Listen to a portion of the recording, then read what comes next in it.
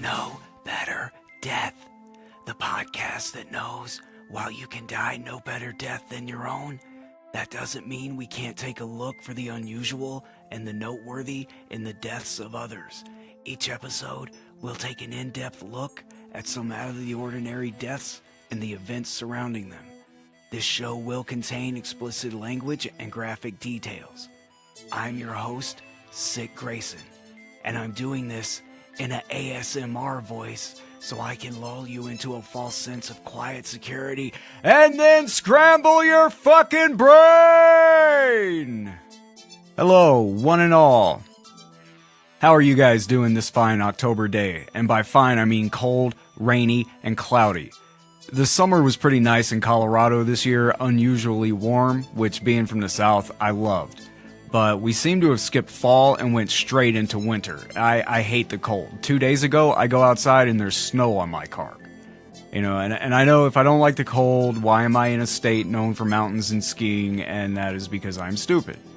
And wintertime makes me really depressed. I'm seasonal affective or whatever they call it. And the last few days here have just been utter crap. I don't mind the rain, I love the rain, but where I'm from, rain is warm like it's supposed to be. But here, it's cold and miserable, and I really hope we get a break from this for Halloween, or Halloween's just gonna be utter crap. Not much to report from the Grayson household this week. I didn't make it to the Gary Newman show in Denver. My car has a habit of dying randomly ever since I got the catalytic converter replaced a few months ago. It seems to run fine for a few days and then it'll die like 5 times in one day for no reason. I've tried taking it back to the shop twice and they say they can't replicate the problem, so they can't fix it. So I'm just stuck with this car that dies in the middle of the interstate for no reason.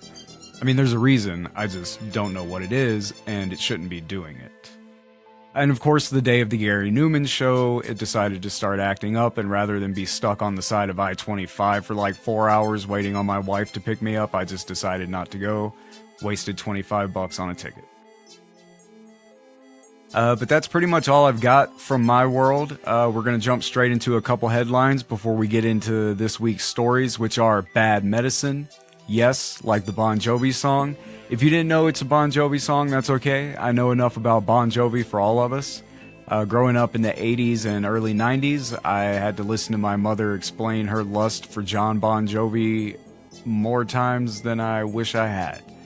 And to which I always said, have you seen Vampires, Mom? It's not a horrible movie, but his performance definitely doesn't get me wet. Bad medicine can also refer to medications that aren't good for you. A few days ago, Weird History, shout out to Weird History on Facebook. They're always dropping little facts and bits of history throughout the day. Sort of like my Today in Death posts, but about everything, not just death. Go follow Weird History if you don't already. Sometimes I repost their stuff to the page. The other day, they put up a picture of cough syrup from 1888 that contained alcohol, cannabis, chloroform, and morphine. This was like OG drank on steroids. Alcohol and cannabis I can kind of get, but morphine and chloroform, not really good for you, especially the chloroform part. And the crazy thing is, for that time, it was probably one of the safer medications you could take. You know, medicine back then went wrong, and when it did, it went really wrong. We're going to see that in a little bit, but first we're going to get to a couple headlines. A catastrophic limo crash in upstate New York killed 20 people on Saturday and is being called one of the worst auto accidents in U.S. history. And there's a lot wrong here, guys. 17 passengers, including a newlywed couple and 4 sisters, the driver, and 2 pedestrians died when the limo blew through a stop sign at a 3-way stop, hit a parked SUV, and struck 2 pedestrians. Locals in the area where the accident occurred have complained about safety conditions at that intersection for years. A fatal accident happened in the same spot in 2008, and since that accident, there's been at least 3 tractor-trailer accidents and countless automobile accidents at this same intersection. I couldn't get the details on what exactly is wrong with it, but it sounds like the stop signs might be hard to see or the visibility of the road is bad. I'm not sure whether it's the design of the roads or trees or buildings or whatever, but the people that work in the buildings around this intersection, I read a few interviews and they all say, like, yeah, accidents happen out here all the time. People end up out behind our building when they go through that stop sign all the time. So something's up with this intersection. The town knows about it, the people of the town know about it, and the local Department of Transportation has been discussing turning it into a roundabout to make it safer, but they haven't done that yet. The intersection's not all that was wrong here. The limo company had originally sent a party bus to pick up these people, but it broke down on the way, so they sent a 2001 Ford Excursion limo. The Excursion, along with the other two vehicles that limo company owned, had failed inspection a month earlier and was not supposed to be on the road. When any vehicle, especially an SUV, is converted into a limo, it really impacts the structural integrity of the vehicle. DMVs and DOTs across the country hate these things, but they're not technically illegal, so they have to allow them. But this one very recently failed inspection. Further research, I found out that all three of the vehicles this company owns failed 4 of the last 5 inspections. And vehicles like this that have been turned into limos have been involved in the deaths of at least 68 people since 2000. On top of that, the driver was not licensed to drive this vehicle. So even if it should have been on the road, this guy wasn't the one that was supposed to be driving it. It is suspected, but not yet confirmed, that drugs or alcohol may have been a factor in the crash. But the driver's wife said he was a very careful driver, and she doesn't think it would be anything on his part. Moments before the crash, people in the limo were texting friends and family with various messages that all basically came down to, this car's engine is super loud, we don't feel safe in this vehicle, and we'll all be deaf by the time we get to the brewery. They were going out to a brewery for someone's birthday. They did not make it there. When it comes down to it, a mother and father lost 4 of their kids in one accident, and from what I could count, at least 7 children lost one or both parents. I mean, these were couples with kids who just went out for the evening and are never coming home because some asshat at a ghetto-ass 3-car limo company thought making a couple $100 was more important than keeping a dangerous vehicle off the road. It was more important to the town to save a few dollars in their budget than to fix the intersection, and it was more important for the people in the car to get to their destination than demand the guy stop the car and let them out. I mean, they knew something was up and they stayed in the car anyway. It kind of sounds like, and I'm not victim blaming, don't ever think I'm doing that, but there were a lot of signs here that somewhere along the way should have been caught. If you're worried about the car, you get out. I've gotten out of dangerous cars or cars with dangerous drivers plenty of times. I've walked home in the dark at 1 in the morning rather than stay in a dangerous vehicle. I would rather have to walk home than get to my death a few minutes quicker. You know what I'm saying? It's been a few days since I wrote the original script for the show. Just yesterday, I read an update about this story that said the owner's son, so the owner doesn't live in the US, he lives in like India or somewhere in the Middle East, I don't recall right offhand, but his son lives in the US and was in charge of the company. He's the one that said it was okay to put the car on the road and let the guy drive it. So he has been arrested and is being held on murder charges right now. Criminally negligent homicide is what he's been charged with. Since he was, like I said, he was the sole person operating the limo company. He made all the decisions. He's pled not guilty, and if convicted, faces 4 years in prison. That's it. Contribute to the death of 20 people and you only get 4 years. That's some bullshit to me. It should be a lot longer than that. Another headline that I found, this one's also been updated since I first wrote the script for this episode, and another grim one. I try to find things that might have a chuckle or two in it, or stories that are so old it doesn't really, it doesn't sting like a new story would.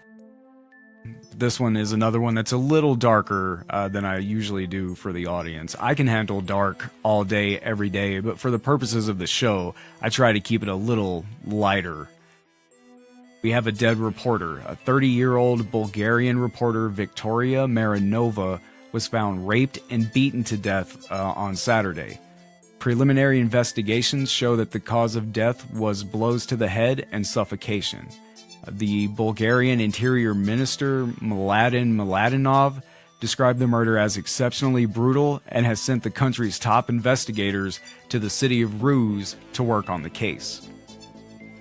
At this time, it's unknown if the murder is related to her journalistic work. For the last year, she's been reporting on corruption and fraud involving the European Union.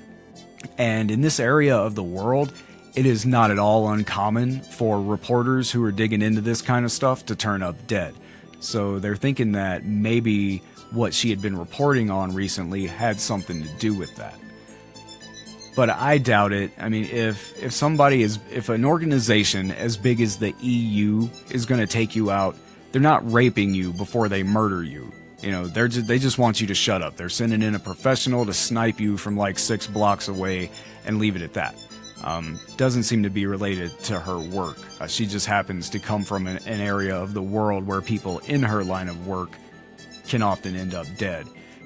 Since the day this story broke last Saturday, I've read an update that said a guy has been found and is being held for the rape and the murder. Through security footage and investigation and whatnot, they found out this guy was there. He hasn't confessed to doing it to the cops, but his mother came out and said that he's already confessed it to her. So at this point, it sounds like it's just a matter of time in getting this guy's confession and getting him processed. The mother did say that he told her he had been on alcohol and drugs when he committed the crime. And that it's not related to her work. He was just some fucked up dude who saw a pretty blonde lady and decided to rape and kill her.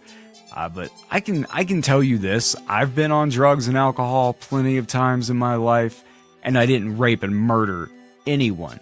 Anytime I've done something that might be considered fucked up, I was usually sober. I like to keep a clear head when I'm on a mission, when I have something at stake, when I'm doing something I'm not supposed to do. I'm sober. I am clean as a whistle. I don't get all fucked up and go commit crimes and leave evidence everywhere. That's not how you do it. And this guy can say he was drunk, he could say he was on whatever drugs he was on. He did it because he made the choice to do it. It has nothing to do with how fucked up you are. I had teenage and early 20s years where I liked to party and I didn't rape and kill anybody, and I'm sure everyone listening has been at least drunk once. You didn't go rape and kill anybody. This dude was just a rapist and a murderer. Bottom line. But on to the stories for the day. Diphtheria. What is it? Where can we get more of it? Wait a minute, no. What is it and how do we not get it? Recorded cases of diphtheria date back to 1613, over 200 years before it was given its official name, and it continues to kill people today, with over 900 people having contracted the disease in 2017, at least 38 of whom died. Diphtheria is an infection caused by a toxin released by a bacterium that I can't even begin to pronounce, so just to keep it simple, bacteria gets in your body, that bacteria releases toxins that cause diphtheria. Symptoms come on gradually and usually begin with a sore throat, headache, and fever, followed by gray or white patches in the throat that block the airway, causing a barking cough and difficulty breathing. The neck swells from enlarged lymph nodes.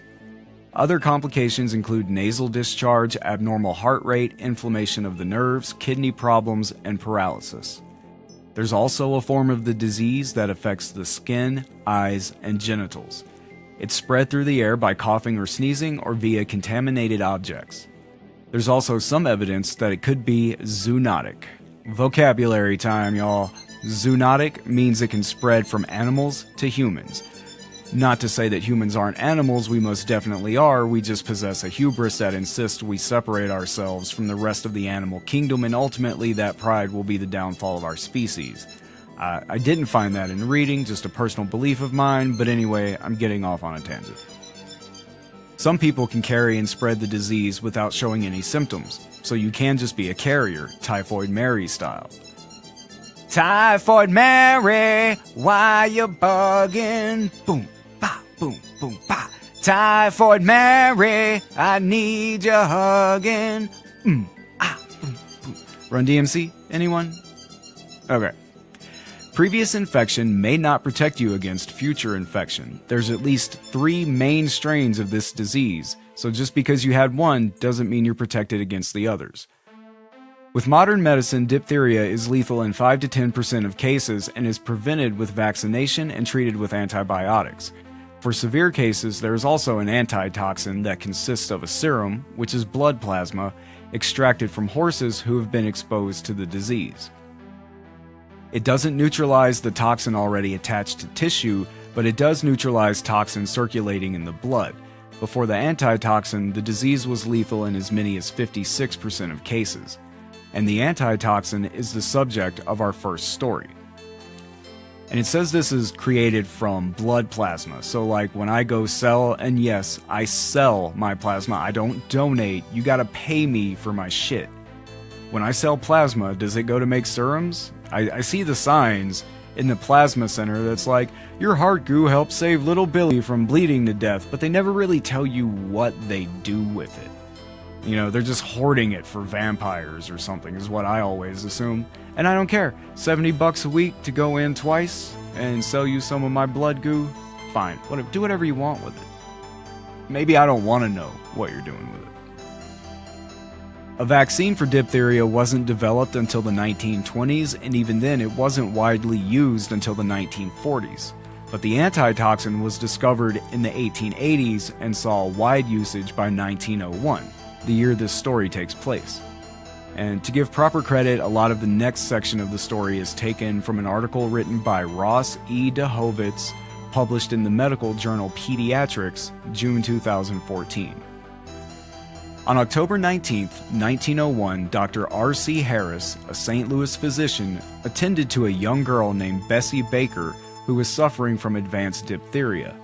As was his routine, he injected diphtheria antitoxin into the child and, as a preventative, her 2 younger siblings as well.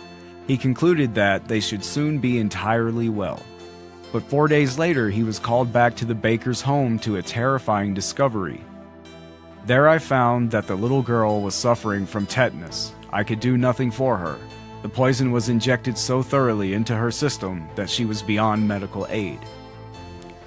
Bessie died of tetanus the following day, as did her 2 siblings within the week, and so began one of the worst safety disasters in the history of American public health.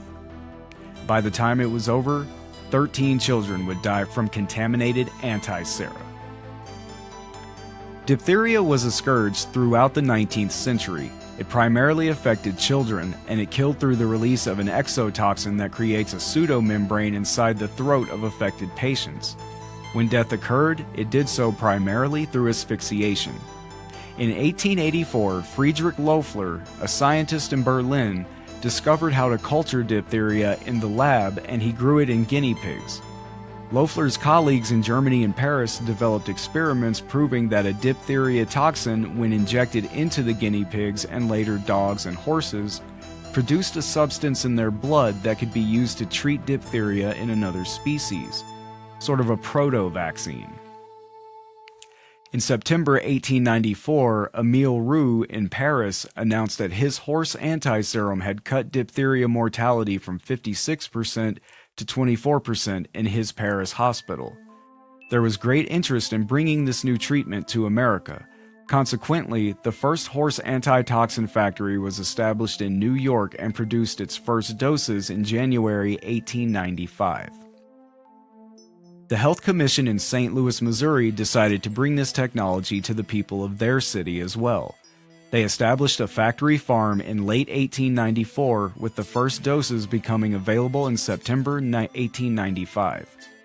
Amand Revold, a local physician and trained bacteriologist, was hired by the city to direct this project.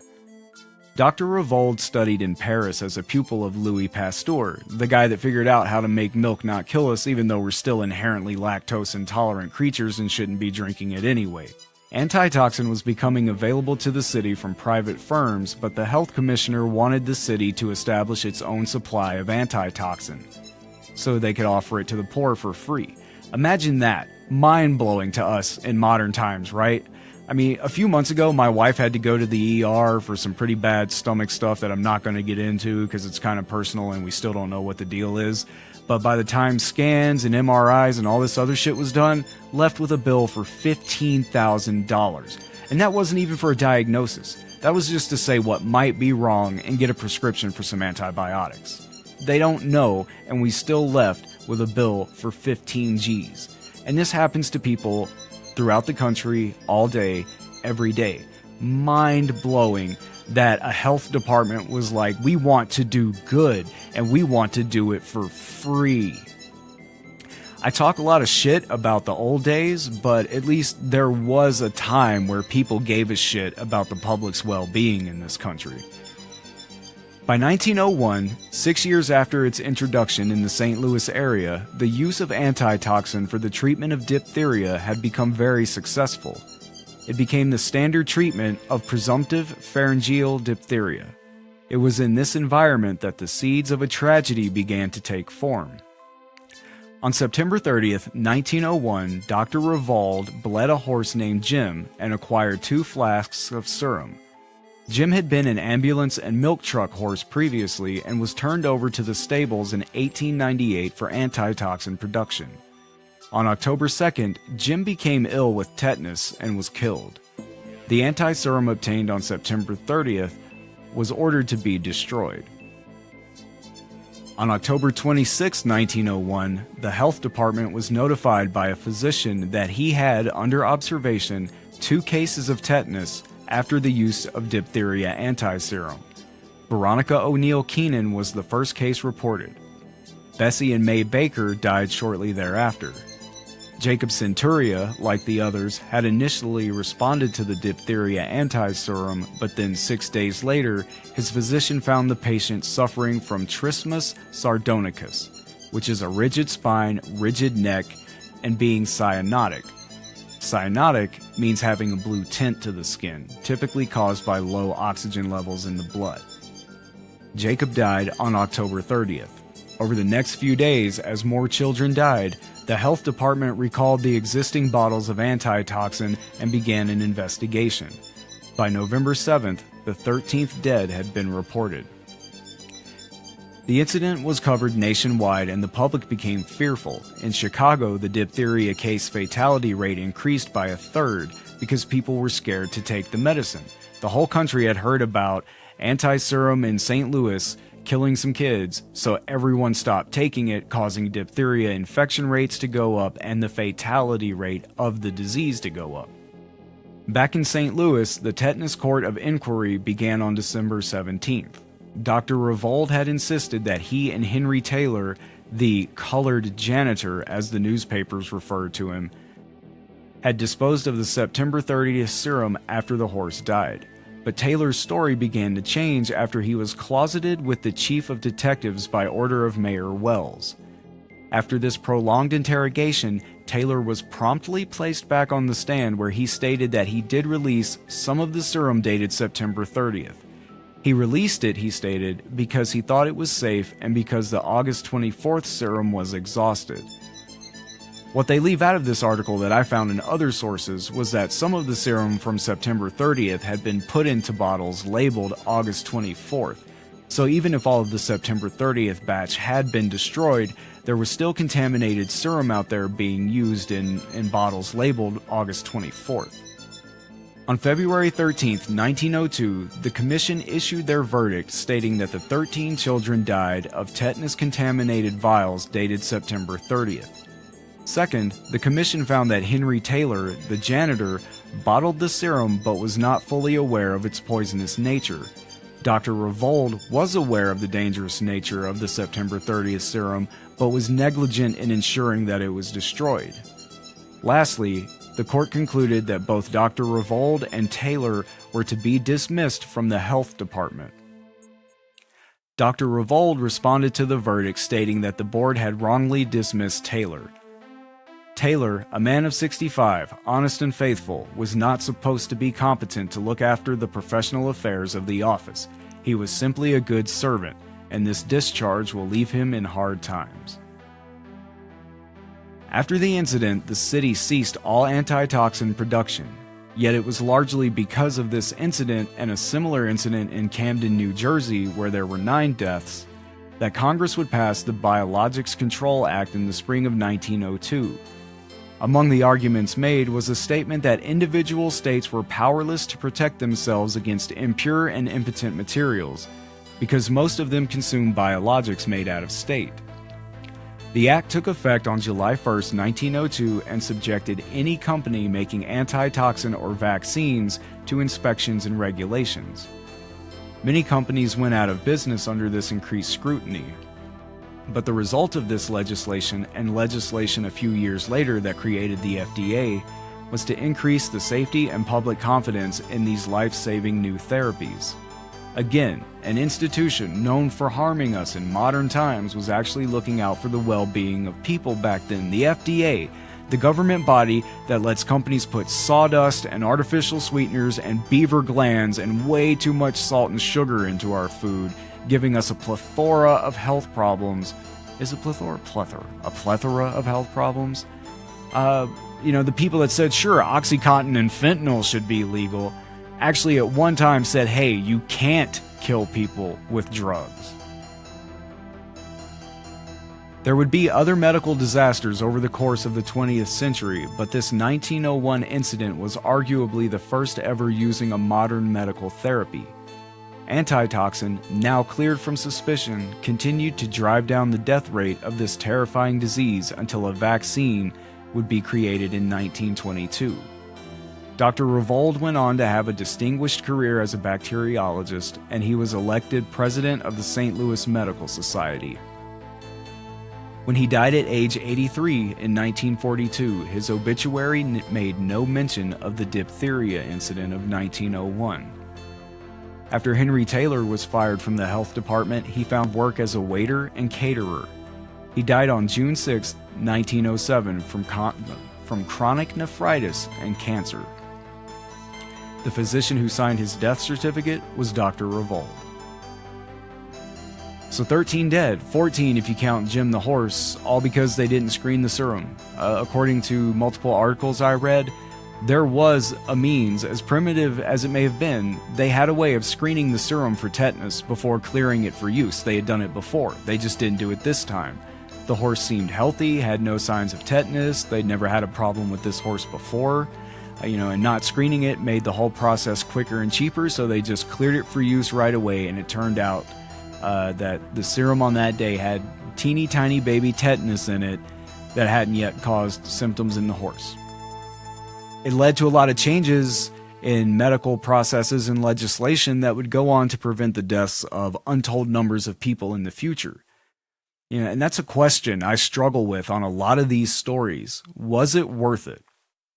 What's the acceptable ratio of deaths to save lives before it's not worth it? Let's say these 13 people died, but the changes made saved 20 million. Is 20 million lives worth 13 lives?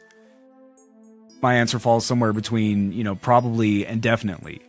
But what if it was hundreds or thousands or millions of people that had to die? Let's say 1 million people had to die to save 50 million people. Is that worth it? There's no right or wrong answer. It's based on your values, ethics, morals, and religious beliefs. But the question itself is just always interesting to me. I mean, where do you draw the line? Let's say 10 million people had to die to save 10 million and one. What's the worth of that one life saved? Is it worth the cleanup, the transportation of the bodies, funeral expenses, misery of the 10 millions deceased people's loved ones? Is one life worth it? You can try to answer it, but you never really can. It's too subjective. But that's the story of Jim the Horse and the tetanus scandal. Really should have come up with a better name for it, though. Jim the Horse sounds like a mobster name. Hey, we got some wise guys in Brooklyn that need whacked. I'm gonna call Jimmy the Horse. Next story, from 1901 St. Louis to 2008 China, we're going to take a look at the 2008 Chinese heparin adulteration. In March 2008, major recalls of heparin, a substance widely used as an injectable anticoagulant, were announced by the U.S. Food and Drug Administration, the FDA. due to contamination of raw heparin stock imported from China. The raw material for the recalled heparin batches was processed in China from pigs' intestines by the American pharmaceutical firm Scientific Protein Laboratories. The U.S. Food and Drug Administration was quoted as stating that at least 81 deaths were believed to be linked to a raw heparin ingredient imported from the People's Republic of China, and that they had also received 785 reports of serious injuries associated with the drug's use. According to the New York Times, problems with heparin reported to the agency include difficulty breathing, nausea, vomiting, excessive sweating, and rapidly failing blood pressure that in some cases led to life-threatening shock. Upon investigation of these adverse events by the FDA, academic institutions, and the involved pharmaceutical companies, the contaminant was identified as an oversulfated derivative of chondroitin sulfate, a closely related substance obtained from mammal or fish cartilage and often used as a treatment for arthritis. Since the oversulfated version is not a naturally occurring molecule, it costs a fraction of the true heparin starting material and mimics the in vitro properties of heparin. The counterfeit was almost certainly intentional as opposed to accidental. It means somebody put it there on purpose because it was cheaper. It wasn't a manufacturing accident. Somebody didn't mix up the chemicals. Nothing happened to the stock. It just, somebody swapped it out because it was cheaper. The raw heparin batches were found to have been cut with as much as 60% of the counterfeit substance, and motivation for the adulteration was attributed to a combination of cost effectiveness and a shortage of suitable pigs in China. So the real deal only comes from pigs. And if there's not enough pigs to go around, you don't have enough drug to go around, so it then becomes more expensive, supply and demand, to get your hands on this raw material to make the heparin. When the FDA conducted an inspection of Baxter's Chinese heparin supplier, it found serious deficiencies at the facility, which the FDA detailed in a warning letter. This example once again demonstrated the consequences of a company not following basic good manufacturing practices. As detailed in the warning letter, the company failed to monitor changes in the impurity profile of incoming heparin active raw material. They also failed to adequately investigate out-of-specification results, document processing steps, and validate all critical steps in the process. Suppliers were unqualified, and they did not use valid methods to test products. So basically, there's a factory in China that's supposed to make this stuff to keep you from getting blood clots. And instead of using the real pig guts to derive the raw heparin stuff, they switched to fake.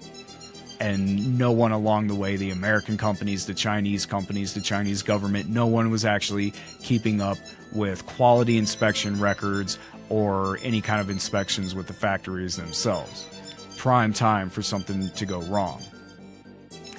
The FDA said that it does not have the funds nor bear the responsibility to inspect on a regular basis the overseas upstream processors of finished active pharmaceutical ingredients such as heparin. However, according to the internationally harmonized guideline ICH-Q7, manufacturers are fully responsible for qualifying their suppliers through on-site audits, testing, and regular communications. This ongoing responsibility is essential to ensure supply chain security, drug quality, and drug safety. These basic commitments to the pharmaceutical consumer can only be ensured by adherence to good manufacturing practice and good distribution practice. So that's the FDA basically saying they don't have the time or the money or the interest to monitor these overseas manufacturers, and that it's up to the manufacturer to audit their suppliers. So who then is supposed to keep an eye on the manufacturer? Okay, if the people making it and the people they get their supplies from aren't your problem, and where the supplies come from are only the manufacturer's problem, there's a whole step being missed there that no one's checking in on the people processing the supplies and turning it into medicine. I found an article from 2016 that says the final number of lives lost was around 149 because it wasn't just 2008. There had been bad heparin deaths in 2007 that they didn't originally connect as part of the ones from 2008. Worse than that, some of the suppliers of the contaminated raw materials were still used from 2008 to 2012 when the FDA finally put them on a banned list. In 2014, one of the suppliers who hadn't yet been banned refused to let the FDA inspect certain parts of their plant. They were hiding something. They knew something wasn't up to snuff, and they wouldn't let inspectors check out their factory. And what did they get for that? A warning letter. The FDA really loves warning letters. They're not going to tell you what to do. They're not going to put their foot down. They're not going to file a lawsuit or close your factory. They're going to send you a letter that you don't even have to open. They sent a warning letter to this manufacturer. And, they could have been sending more lethal drugs to the U.S. All they got was a warning. As of 2015, Congress was putting the FDA under scrutiny for all of this. Congress caught on it like, hey man, your little letters, your stationery you're sending over there isn't getting the job done. Congress started demanding that the FDA account for raw material shortages in China to make sure there's no motivation for the manufacturers to use subpar materials. Remember when I said there was a lack of suitable pigs? Unless China has a verifiable resurgence in suitable pigs, we have to assume they're using adulterated materials from other mammals or fish. Plus, the Chinese government allows for the use of those raw sources for production of medications to be sold in China. So they still have the shit sitting around, like beside the barrel of here's what we use for the US is a barrel of here's what we use for China. That shit needs to be processed in two different factories. Or at least the FDA needs to be going over there and making sure that the right barrels are being used. There's always the risk of the wrong materials sitting around. As best we can identify from the batch and the bad stuff happening around the 2008 incident, almost 150 people died because someone in China wanted to save a few dollars. And that would be all I need as a government official to push for the manufacturer of all drugs to be sold in the US, to be made in the US, right? How can the FDA effectively keep an eye on a factory in China? They can't. If the drugs are going to be sold here, they need to be made here so somebody can keep an eye on it. That would be my whole thing about it. But in the end, 149 people dead from this one instance, no telling how many times it's happened over the history of heparin or any kind of drug, anything being manufactured, I'm sure it wasn't just heparin that this stuff went into. They said it was used in arthritis medication, so no telling how many people have actually died from the overall scandal. This is just an isolated incident within the scandal. All because the manufacturer wanted to save a few dollars. And that's going to pop up again in one of these stories. Just so you know, there seems to be a lot of motivation for people to use cheap, subpar materials whenever they're making medication for the rest of the world. A lot of money being thrown around, a lot of oversight that doesn't exist, kind of leads people to greed. And now it's time for 5 fast facts about death. 1. After death, all the muscles of the body relax. This leads to dilated pupils, eyes that are slightly open, and a slack jaw. For a funeral, a mortuary may place plastic caps under the eyelids to avoid a sunken look and to keep them closed. They will often wire the jaw shut as well. 2.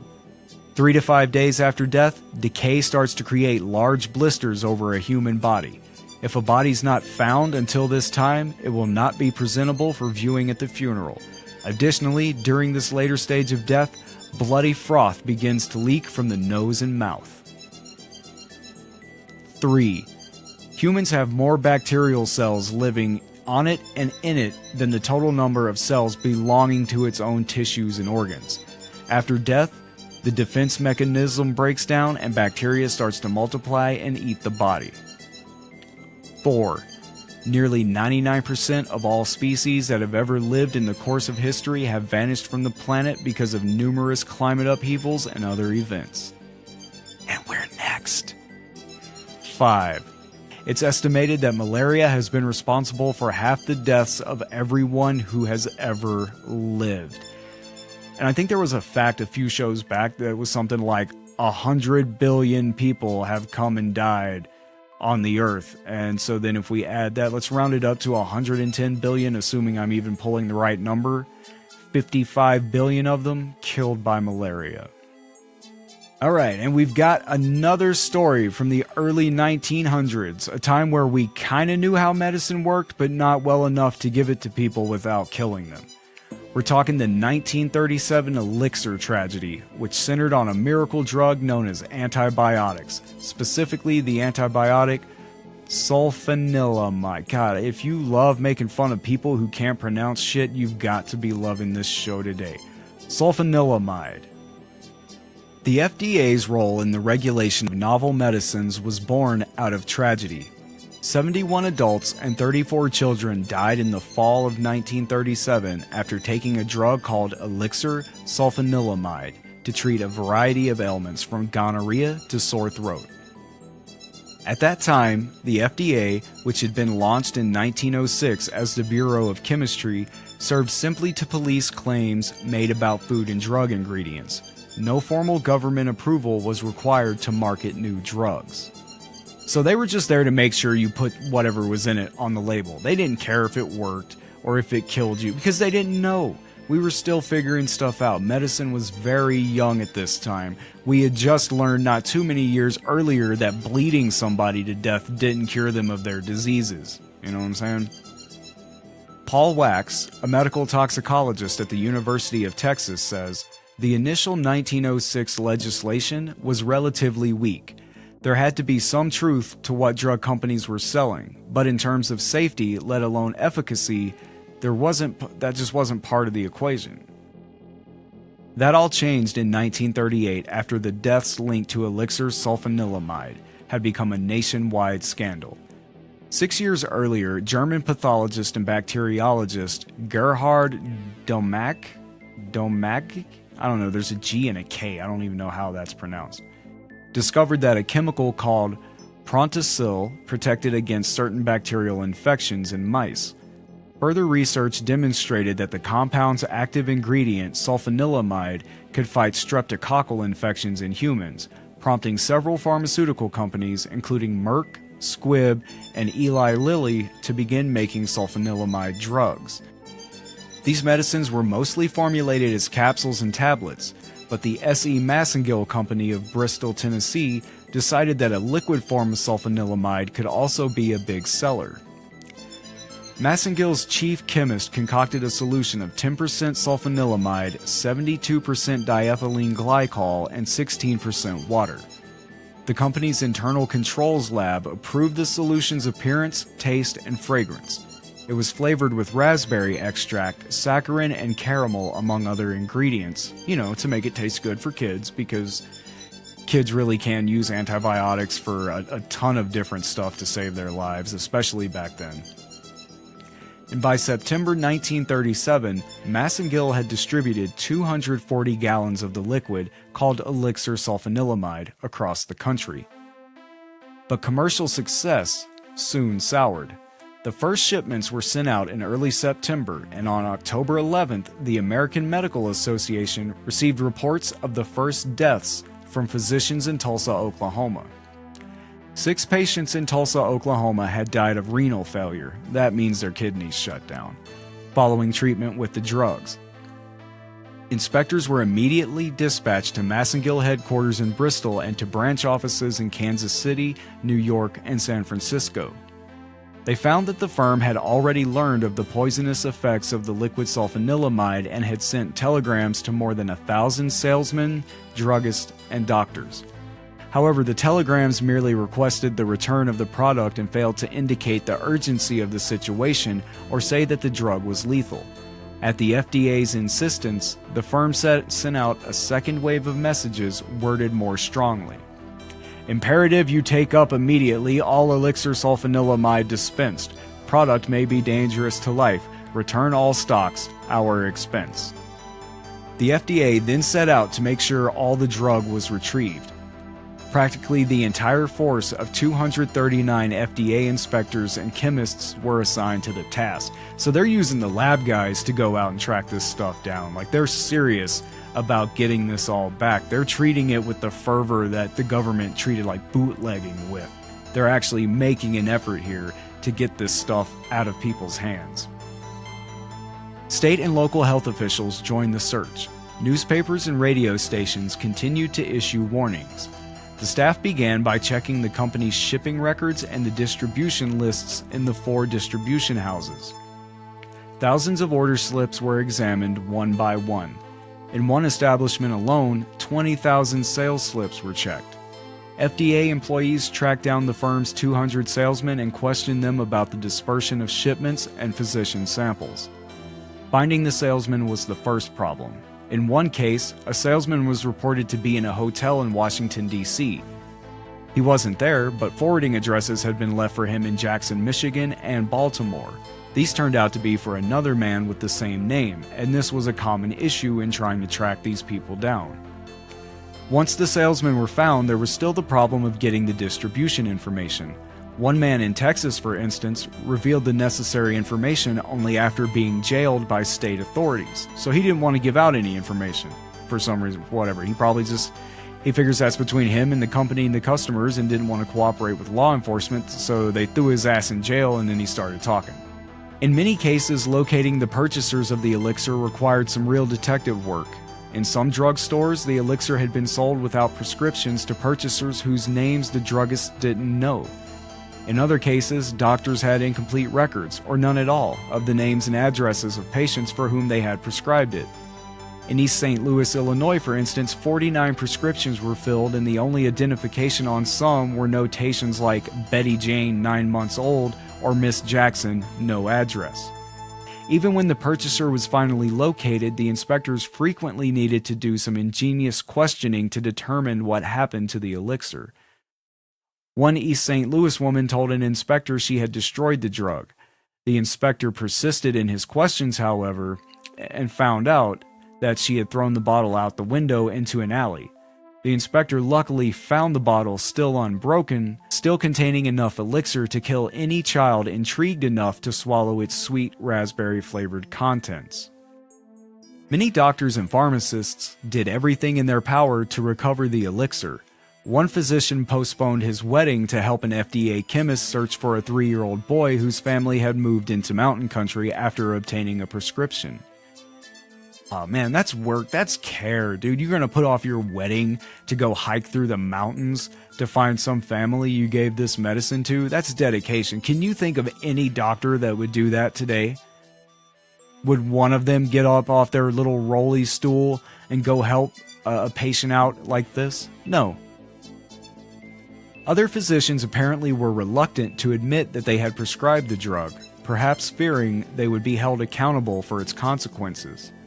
One inspector, checking out a Georgia drugstore, was told that a shipment of 1 gallon of elixir had been returned to the manufacturer after only 6 ounces had been dispensed.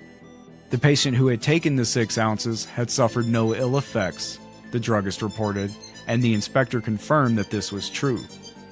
But the inspector assigned to Bristol reported that 12 ounces was actually missing from the returned gallon, so the inspector in Georgia did some more questioning around town and tuned his ears to the local gossip. He learned that 2 other people had also bought the elixir. Both had died. Similarly, a South Carolina doctor told an inspector that he had dispensed the medicine to only 5 people and none had died, but when the inspector began asking questions around town, someone told him of the death of a lumber mill employee. The inspector recognized the symptoms as those characteristic of poisoning. Through the mill superintendent, he located the employee's sister. Yes, she said, her brother had gone to the doctor and given some red medicine before he died. She told the inspector that, in accordance with custom, all medicines and sickroom utensils had been placed on the grave, about 1.5 miles back in the fields. Accompanied by family and friends, the dead man's sister and the inspector walked to the wooded knoll. On the single mound of fresh earth were several bottles, dishes, spoons, and a 4-ounce bottle containing about 1 ounce of Elixir Sulfanilamide. It bore the weathered but legible prescription label of the doctor. In fact, the inspector learned 4 of the doctor's patients had died after taking the elixir. So a bunch of people just don't want to cooperate, it sounds like. You can't track them down. When you do, they don't have their receipts or sales slips, and they tell you some half-ass lie, and then you go to the pharmacist or the doctor, and they don't want to tell you anything because they don't want to look bad. Kind of looks bad if you're some podunk town's doctor and 4 of your patients just died. I guess I kind of get where they're coming from, but this is a little bit bigger than just your reputation, and it's also not your fault. People really should use common sense and keep the greater good in mind when they're interacting with the rest of society. That would do us so much good. Anyway, victims of Elixir Sulfanilamide poisoning, many of them children being treated for sore throats, were ill about 7 to 21 days. All exhibited similar symptoms characteristic of kidney failure: stoppage of urine, severe abdominal pain, nausea, vomiting, stupor, and convulsions. They suffered intense and unrelenting pain. At the time, there was no known antidote or treatment for diethylene glycol poisoning. In a letter to the President Franklin D. Roosevelt, a woman described the death of her child. "The first time I ever had occasion to call in a doctor for Joan, and she was given elixir of sulfanilamide. All that is left to us is the caring for her little grave. Even the memory of her is mixed with sorrow, for we can see her little body tossing to and fro and hear that little voice screaming with pain, and it seems as though it would drive me insane. It is my plea that you will take steps to prevent such sales of drugs that will take little lives and leave such suffering behind and such a bleak outlook on the future as I have tonight." Diethylene glycol. Keep that word in your mind, because that also comes up in a future story. It comes up in the same story that also goes back to counterfeit chemicals in these drugs. In an upcoming story, somebody's gonna use diethylene glycol as counterfeit glycerin and fuck up a bunch of people's day. But anyway, I'm getting ahead of myself. A few simple tests on experimental animals would have demonstrated the lethal properties of the elixir.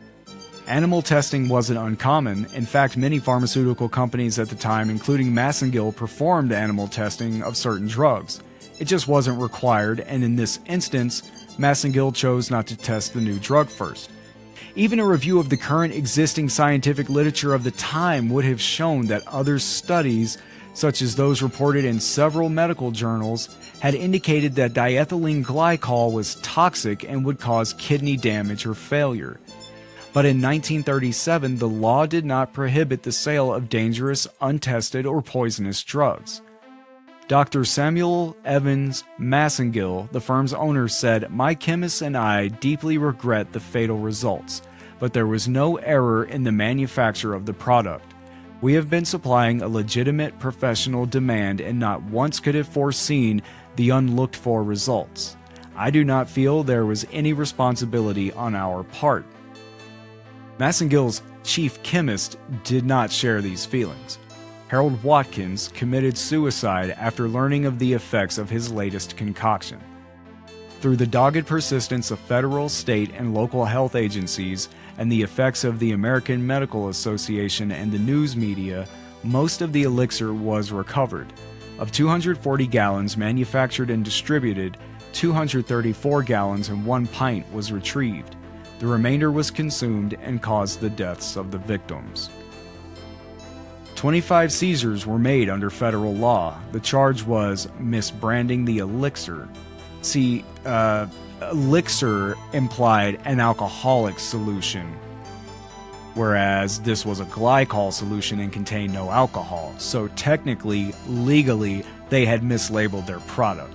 If the product had been called a solution instead of an elixir, no charges of any kind would have ever been made, but the FDA slapped them with the violation of calling it an elixir. The FDA would have had no legal authority to ensure the recovery of the drug, and many more people probably would have died. FDA Commissioner Walt Campbell, who was then pressing for better federal regulation of drugs, pointed out how the inadequacy of the law had contributed to the disaster. It is unfortunate that under the terms of our present inadequate federal law, the Food and Drug Administration is obliged to proceed against this product on a technical and trivial charge of misbranding. The Elixir Sulfanilamide incident emphasizes how essential it is to public welfare that the distribution of highly potent drugs should be controlled by an adequate federal food and drug law. We should not lose sight of the fact that we had many deaths and cases of blindness resulting from using another new drug, dinitrophenol, which was recklessly placed upon the market some years ago. Deaths and blindness from this drug are continuing today. We also should remember the deaths resulting from damage to the liver that have occurred from sycophant poisoning, a drug often recommended in such painful conditions as rheumatism.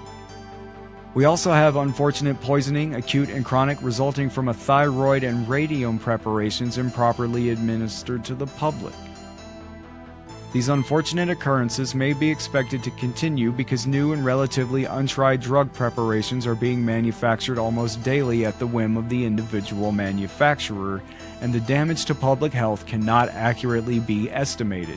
The only remedy for such a situation is the enactment by Congress of an adequate and comprehensive National Food and Drug Act, which will require that all medicines placed upon the market shall be safe to use under the directions for use. There you have it. The guy that actually stood up and said, hey, you need to let the FDA be the FDA. These guys killed how many people, and all they're getting is a you put the wrong label on the bottle charge? As it turns out, the Elixir experience did more than just hasten the enactment of the 1938 Federal Food, Drug, and Cosmetic Act. The new drug section, added to prevent such tragedies, gave the United States a new system of drug control which provided superior protection while stimulating medical research and progress. So rather than hinder the medical community and the progress of medicine, these new laws actually helped it get ahead. It helped speed things up. It helped make things smoother. There was now a process and a way to get your drug from concept to market. And it helped advance what people are doing in medicine. It encouraged sharing and a sense of community among chemists and companies. 25 years later, it saved the nation from an even greater drug tragedy, the thalidomide disaster, like that in Germany and England. And the thalidomide disaster is on the list. I think it comes up in part 2. There is a thalidomide disaster that the United States chose not to participate in because the FDA said, no, you can't sell this here.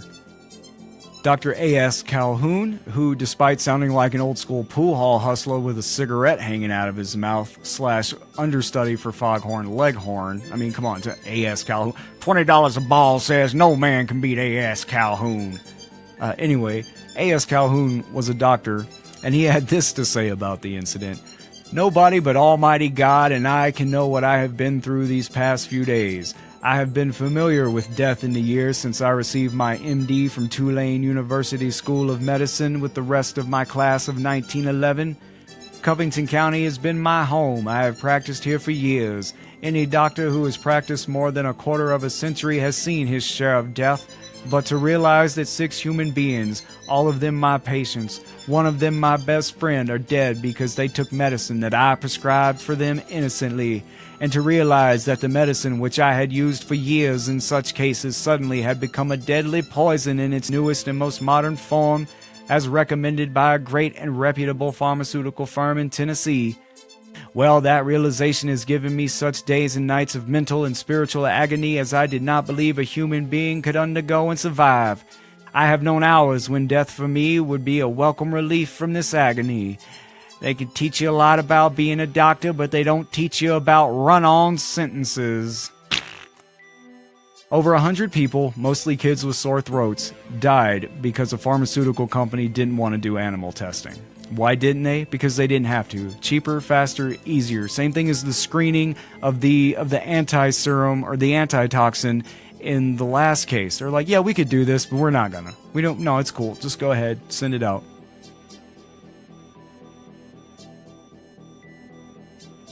Sometimes there is a case for Big Brother in some capacity, maybe not the overtaking, all-knowing, all-seeing, but some sort of oversight, I think, is good for most things. And I get it, as a former vegan, I was vegan with cheese. I ate cheese, but I cut out all other animal products for about 8 years. I understand the issues around animal testing. I get it. You feel for those animals. They're being taken from whatever their natural life should be, thrown in a cage and pumped full of chemicals until they die.